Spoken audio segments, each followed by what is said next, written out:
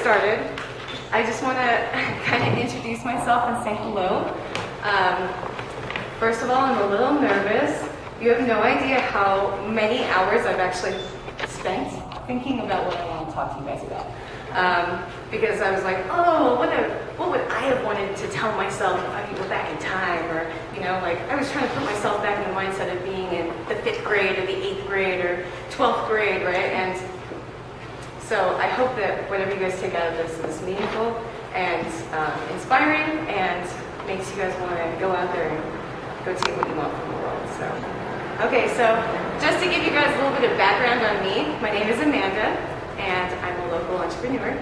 I specifically actually work in video games. So we're an artificial intelligence company that works in video games, and really what that means is all of the characters that you see in video games or interactive movies, all of the enemies, all the soldiers, all the fairies, goblins, all of that, if they aren't controlled by another human player and they're controlled by the computer, that's what we do. So it's a lot of programming, a lot of artificial intelligence, a lot of psychology, a lot of business, a lot of different things all mixed together, right, at the end of the day. And it's really neat because I never even knew that I was going to end up working in games. I originally, in high school, just was a huge gamer, really loved it. It was one of my passions, but only one of them, right? I also was a drummer, right? I also loved art. I also did a lot of other things. So I actually went to college. I went to go study engineering down at New Mexico Tech for a year. And when I was down there, I really liked some parts of engineering, but some parts of it, I was like, I just don't know if this is for me, right? And so I came up to UNM, studied some architecture. Again, I was like, you know what? I really love some parts of this design. I love having to think about the overall structure of a building. I like having to work with engineers, but again, architecture is just really not my gig, right? And that was okay. And so I finally kind of settled on business. At the time, I was playing a lot of video games. I think I was playing about 40 hours of video games a week, which is a huge amount due to the fact that I was also in college, right? I was still getting straight A's. I was playing World of Warcraft at the time. And so I don't know how I pulled it off. I had a full-time job. I was getting straight A's, and I was still playing video games. And I was having kind of an early midlife crisis, right? I was like 19, right? And I'm like, oh, what am I going to do with my life? I don't know. And I'm sitting there playing games, watching movies about games, reading articles about games, and it just kind of clicked. And I was like, oh my gosh, why don't I do something with games? Like, I never thought about that. I never thought that that was a legitimate career path for me. And so I was like, okay, well, I studied it. I studied what does it take to make a video game? What are the different career paths in that, right? But I was already going for business. And so I was like, you know what, I'm going to continue with business. Like, I think that I can actually do a lot there. I think that I'm actually more of a leader. I think that instead of just programming or something, I'd want to take more of a lead role and help create games. So that's really how I ended up here. So it was a really weird path that took me to where I am today. And it's been great. It's been a really, really excellent thing. So I know I was talking to you guys before about what are you guys thinking about doing, right? What kind of entrepreneur do you want to be? What kind of business do you want to start? And it kind of starts with a similar journey, right? You want to probably ask yourself, what do I really care about, right? What are the things that are really important to me? What do I like to do to spend my time? Because that means you're passionate about it, right? And passion is really, really important when you're an entrepreneur, because the path to being an entrepreneur can be incredibly difficult, and sometimes you want that passion to go ahead and fuel that fire so that you can keep pushing. So whenever you guys are thinking about what businesses you're wanting to start, think about how you like to spend your time. Think about what natural things you like to do. If you like to do art, or you're like, oh, I really like to tinker with things, and I like to build things and take things apart. Maybe you're more of an engineer, right? If you're like, you know what, I really like working with people and large groups of people and getting everyone together, maybe you're going to take more of the business routes of being an entrepreneur. There are multiple paths, everything like that. So,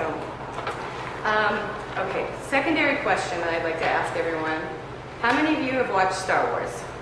This is imperative. Thank goodness. Okay. Man, I was really worried because I'm a big nerd, and I was like, oh man, if they don't understand Star Wars, they're not going to understand half the references I'm going to make, and that's going to be embarrassing. So, okay, let's see. Let's go ahead and see my notes here. So,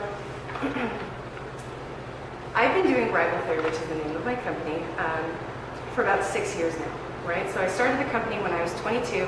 I had just graduated from my master's degree in business. I met my co-founder at the time, and he has his PhD in artificial intelligence. We had a lot of the same goals for what we wanted to do in video gaming, so we matched up. Through those 6 years, we've actually built an incredibly powerful tools platform that's used by over 80,000 developers worldwide. And that's a lot. Like, it's a huge amount for that community. Some of the people that we've worked with within that period of time are NBC Universal.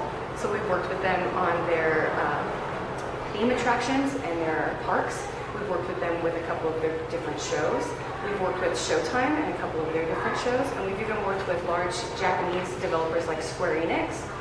And then we've even worked with slews, like hundreds of just 2 guys or 2 girls in a garage just wanting to build a game, right? And that's what's really amazing about what I can do is I can help other people fulfill their dreams of what they want to do in gaming too. So entrepreneurship can actually really, it's more of a philosophy that you can do whatever you want, right? Like, you're not going to just take what people give you, you're going to make it happen, right? You're really funny. You just keep laughing. And so that's really what you need to be thinking about, is making it happen. You need to fight for those opportunities of what you want. And entrepreneurship is a really wonderful journey. It can be one of the most fulfilling things that you can do. But I also need to tell you that it can be incredibly difficult. Truly, truly, really difficult. It can test that passion that you have about that thing that you love. It can test your determination on how much you want to push towards that, just like everything in your life, right? If you really want something, you just need to continue to go get it. And people tell you this all the time, right? But it's really true. And so you just really need to think about that. Entrepreneurship will kind of show you what you're not very good at, right? So if you're not very good at public speaking, it'll become very apparent. But what's great about that is you can work on those weaknesses. You can continue to learn over time. And so that kind of brings me to my 3 main points that I think that you guys need to kind of understand about being an entrepreneur. If you want to be an entrepreneur, I think that you just, number 1, always need to be a Padawan, right? Like, you always need to learn new things. That's a big thing, right? Like, don't ever expect that you know everything. You guys are all really young and you're used to like being in school and learning new things, but at some point you're gonna be like, oh, I know everything there is to know, right? It's never true. Continue to learn, okay? Always understand that you need to know more than what you know today. And that maybe I know business, so I need to know coding. Or I know a lot about design, but I don't really know how to build a website, right? You can go ahead and learn those things. The second thing that I'd probably tell you to do is get yourself a Master Yoda, right? So I know that sounds kind of funny, but you need to find a mentor, right? Someone that's been there before, someone that can kind of help you along that path and be like, oh, I've experienced these hardships before and I can help you. A mentor doesn't mean that they always know the exact right thing to say, and they don't always know what you need to do, right? But they can at least help you. Just like Master Yoda kind of helped Luke, right? And the third thing is you've got to do or do not, right? Like, so Master Yoda has his really famous saying, which is basically you have 2 options in life. You can do it, you do not, right? 0% of that pie chart is just halfway trying, right? You can't just be like, oh yeah, well, I think I kind of want to do that, or I want to, maybe, I don't know, maybe. You got to really commit to it, and that's a really big deal. And so you just always want to go ahead and try, and you want to, well, trying is okay if it's just testing the waters, right? You just want to persevere, you just want to keep going. The other thing that you should also think about is, how many of us know how to ride a bike? All of us? Some of us? I don't. You don't? You don't know how to ride a bike? No. Do you know how to swim? Yeah. No? Do you know how to walk? Yeah. All right. I knew I was going to hit something that we've all had to do before. Okay, so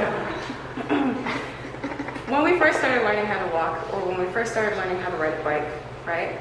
we probably fell down a lot, right? We scraped our knee and we were like, oh my gosh, this is the worst pain. I don't even want to try doing that again, right? But we got ourselves back up and we took the next step, right?